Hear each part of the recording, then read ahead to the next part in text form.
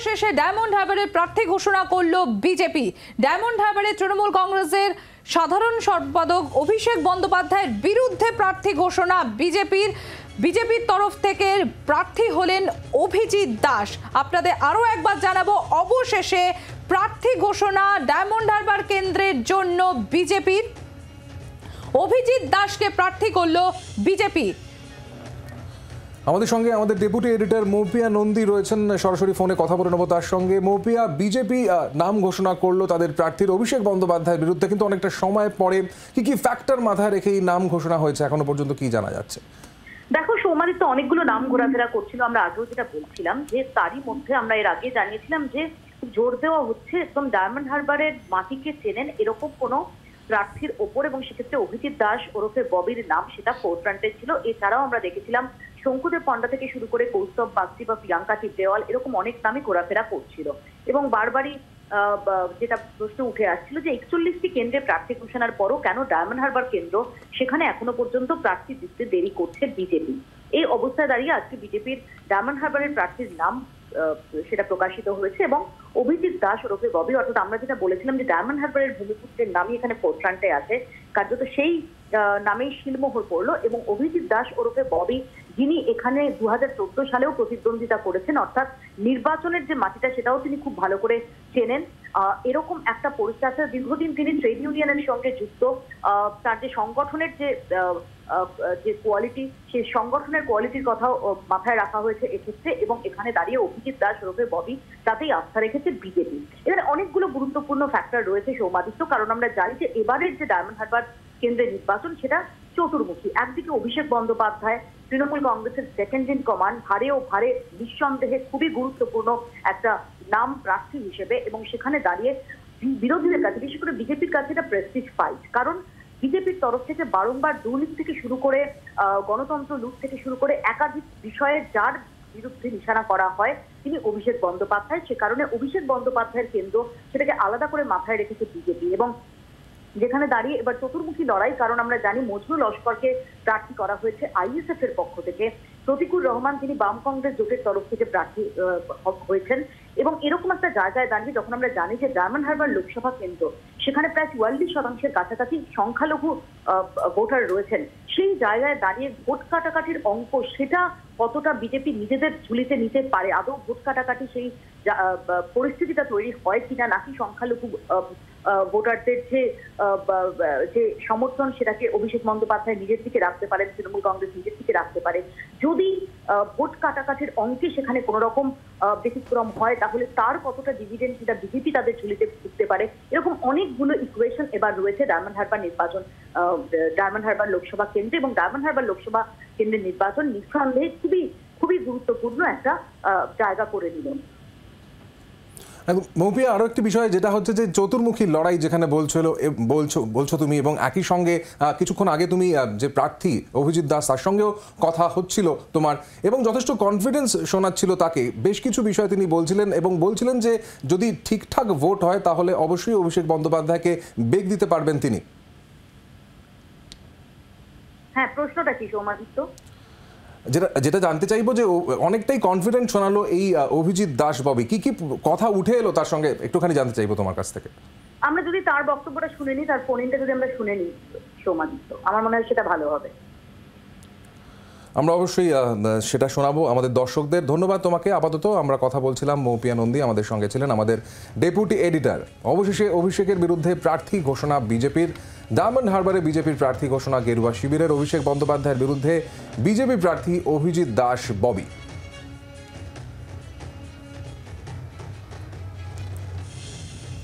অবশেষে অভিষেকের বিরুদ্ধে প্রার্থী ঘোষণা বিজেপির। ডায়মন্ড হারবারে বিজেপির প্রার্থী ঘোষণা গেরুয়া শিবিরের। অভিষেক বন্দ্যোপাধ্যায়ের বিরুদ্ধে বিজেপি প্রার্থী অভিজিৎ দাস। ডায়মন্ড হারবারের ভূমিপুত্র এই অভিজিৎ দাস, এবং বেশ কিছু ফ্যাক্টরকে মাথায় রেখেই তার নাম ঘোষণা করা হয়েছে বিজেপির পক্ষ থেকে। তার সঙ্গে কথা বলেছিলেন আমাদের ডেপুটি এডিটর মৌপিয়া নন্দী। আমরা শোনাতে চাইব সেই বক্তব্য।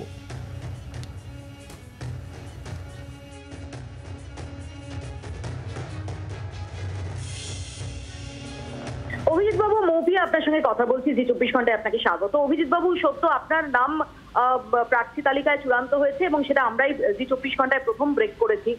শুরুতেই আপনার কাছে জানতে চাইবো যে আপনি কতটা কনফিডেন্ট এবারে? আপনার বিষয়টা হচ্ছে কে এখানে প্রার্থী রয়েছে, কে কনফিডেন্ট, সেটা থেকে বড় কথা এখানে সুষ্ঠুভাবে নির্বাচন হবে কি হবে না। এখানকার যিনি ডিএম অ্যান্ড ডিইও মানে ডিস্ট্রিক্ট ইলেকশন অফিসার আছে, তিনি ঠিক মতন এখানটা ভর্তি করাবেন কি করাবেন না।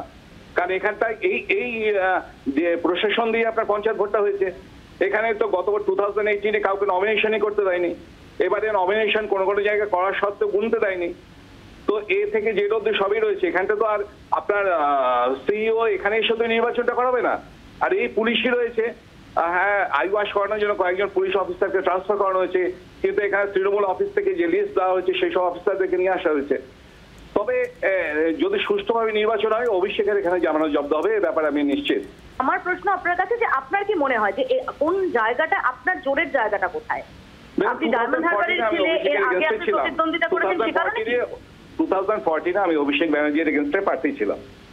এবং আপনি নিশ্চয়ই জানেন যে 4টে লোকসভার মধ্যে ডায়মন্ড হারবার অন্য 3টে কেন্দ্রের থেকে বিজেপির থেকে ডবল পেয়েছিল। এবং এখানকার যে সমস্ত ট্রেড ইউনিয়ন এখানটা মুভমেন্ট করার ফলে 2010 থেকে 2014 এখানে যে এই যে বলা হয় না যে সিপিএম পার্টি বড় বড় বলে না যে আমরা শ্রমিক দরদি, অথচ এই ডায়মন্ড হারবারে যত ফ্যাক্টরি আছে না, কোথাও মিনিমাম ওয়েজেস চালু ছিল না। আমার মনে হচ্ছে 2011-এ তো 205 টাকা ছিল হচ্ছে মিনিমাম ওয়েজেস, প্রত্যেকটা ফ্যাক্টরিতে 80 টাকার বেশি দেওয়া হতো না। এবং তারা কেউ বিজেপি লোক ছিল না, সেই সমস্ত শ্রমিকরা, তাদেরকে সংঘবদ্ধ করে সেখানে মিনিমাম ওয়েজেস অ্যাক্ট ইমপ্লিমেন্ট করা, এরপরে একটা জনসমর্থন ছিল। তারপরে আমার 2014-এ যে সময় এই সাইডে সাউথ চব্বিশ পরগনা বিজেপির প্রভাব খুব কম ছিল, সে সময় আমি প্রায় 17%-এর মতো ভোট পেয়েছি।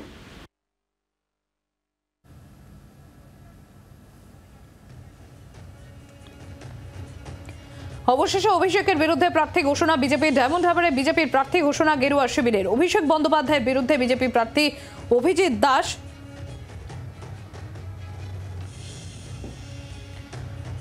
আপনারা জানেন এই ডায়মন্ড হারবার কেন্দ্রে বিজেপি প্রার্থী ঘোষণা নিয়ে বেশ অনেকটাই সময় নিয়েছে এবং অবশেষে ডায়মন্ড হারবার কেন্দ্রে প্রার্থী ঘোষণা অভিষেক বন্দ্যোপাধ্যায় এখানে তৃণমূল কংগ্রেসের সেকেন্ড ইন কমান্ড। খুব স্বাভাবিকভাবেই এখানে বেশ কতগুলো ফ্যাক্টর এখানে কাজ করেছে এবং যেরকম সৌমাদিত আমাদের ডেপুটি এডিটর মৌপিয়া নন্দীও তুলে ধরছিলেন বিষয়গুলো, এখানে মূলত চতুর্মুখী লড়াই।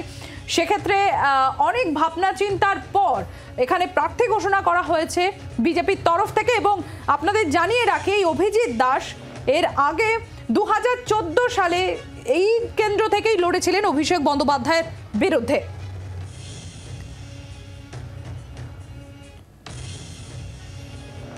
অবশেষে অভিষেকের বিরুদ্ধে প্রার্থী ঘোষণা বিজেপির। ডায়মন্ড হারবারে বিজেপির প্রার্থী ঘোষণা করলো গেরুয়া শিবির। একদম সবার শেষে এখনো পর্যন্ত শুধুমাত্র এই বিজেপির তরফ থেকে এই ডায়মন্ড হারবার কেন্দ্রটির প্রার্থী ঘোষণাই বাকি ছিল। বাকি কেন্দ্রতে তাদের নাম ঘোষণা করে দেওয়া হলো। ডায়মন্ড হারবার কেন্দ্রটি একদম সবার শেষে বিজেপি তাদের প্রার্থীর নাম ঘোষণা করলো।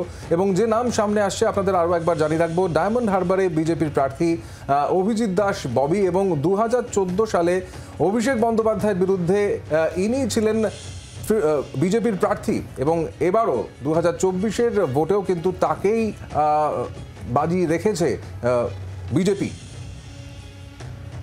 আর সুমাদিত আরও একটা বিষয়, এই ডায়মন্ড হারবার কেন্দ্রে প্রার্থী হওয়া নিয়ে আমরা দেখেছিলাম এর আগে আইএসএফ এর তরফ থেকে নওশাদ সিদ্দিকী তিনিও বারবার চ্যালেঞ্জ ছুড়েছিলেন এই কেন্দ্র থেকে তিনি প্রতিদ্বন্দ্বিতা করবেন এবং তিনি অভিষেক বন্দ্যোপাধ্যায়কে হারাবেন সেই বলে। এবং তারপর দেখা যায় যে নওশাদ সিদ্দিকী তিনি তার দলের সিদ্ধান্ত মেনে নিয়েছিলেন এবং দল সেখানে ডায়মন্ড হারবার কেন্দ্রে প্রার্থী করেছে মজনু লস্করকে। এদিকে খুব স্বাভাবিকভাবে আর একটু আগেই যেরকম বলা হচ্ছিল এই যে ডায়মন্ড হারবার কেন্দ্র, সেখানে প্রায় 44% সংখ্যালঘু ভোট রয়েছে এবং এই ভোট ভাগাভাগি হওয়ার একটা এর আগে একটা ইকুয়েশন ছিল যে ভাগাভাগি হতে পারে, সেই আশঙ্কাও ছিল। কিন্তু যেটা বললেন আমাদের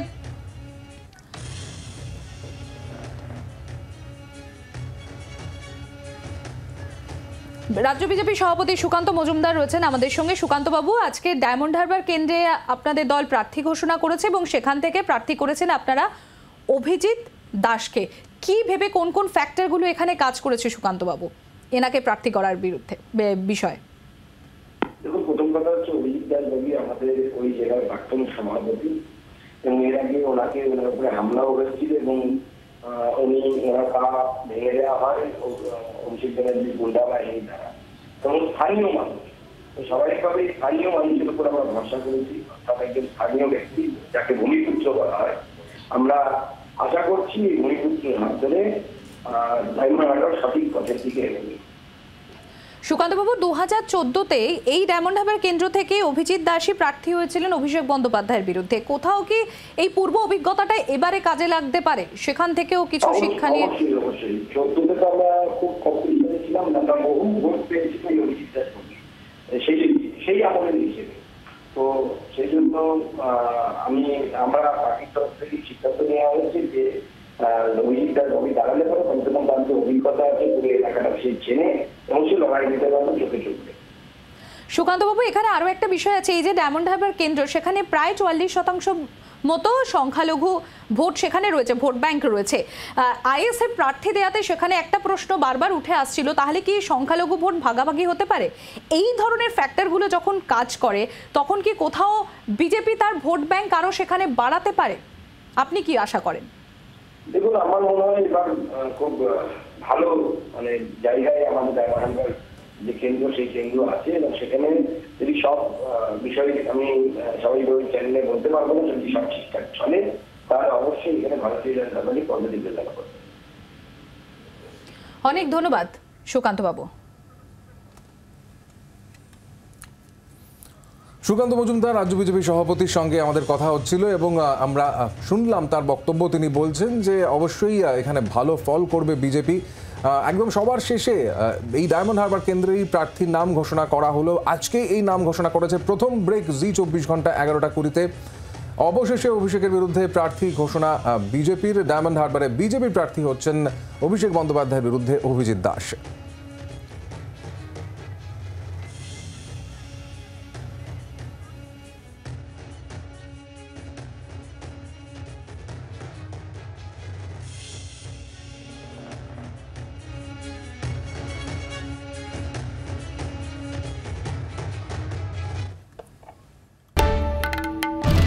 বাংলার আওয়াজ, বাঙালির আবেগ, জি 24 ঘন্টা।